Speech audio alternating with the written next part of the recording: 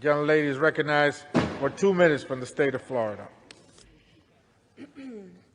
Mr. Speaker, I rise today to speak in strong opposition to the efforts by you and your colleagues to defund our police.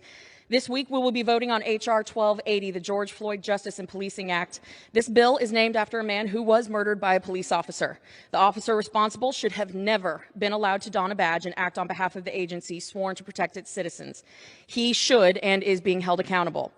Now, as a member of the first responder family, I can say definitively on behalf of our officers that there is absolutely nothing that a good cop hates more than a bad cop. And as the wife of a first responder, this issue could not be more personal to me. My husband serves our local community as a firefighter and a SWAT medic for our local sheriff's department. And next to me here today, you see one of his SWAT vests. This is the same vest that he wore for 14 hours while on a massive manhunt for a man who had just been released from prison who promptly raped and killed his girlfriend. It is the same vest that he wore while responding to a man who had barricaded himself with weapons, threatening to kill his own children. These are just some of the scenes that this vest and my husband has seen, like so many of our LEOs.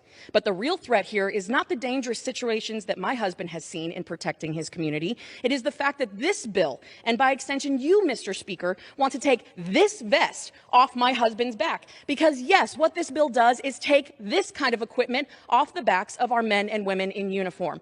I ask you, Mr. Speaker, and my colleagues who are considering voting for this bill, are you waking up at 2 a.m. going to respond to a gruesome murder?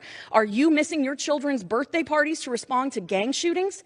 There is absolutely room for us to approve. There is absolutely room and a necessity for us to do better. But the answer is not to defund the police. It is not the answer. What this bill ultimately does is defund the police. You want a better trained, more responsive police force in your hometown? Fully fund the police. You say this is a reform bill, and I say that's BS.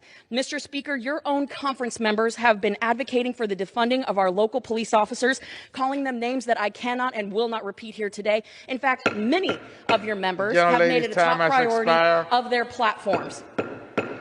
The gentlelady's time has expired. Good job, though. Good job, Ken. The gentleman reserves.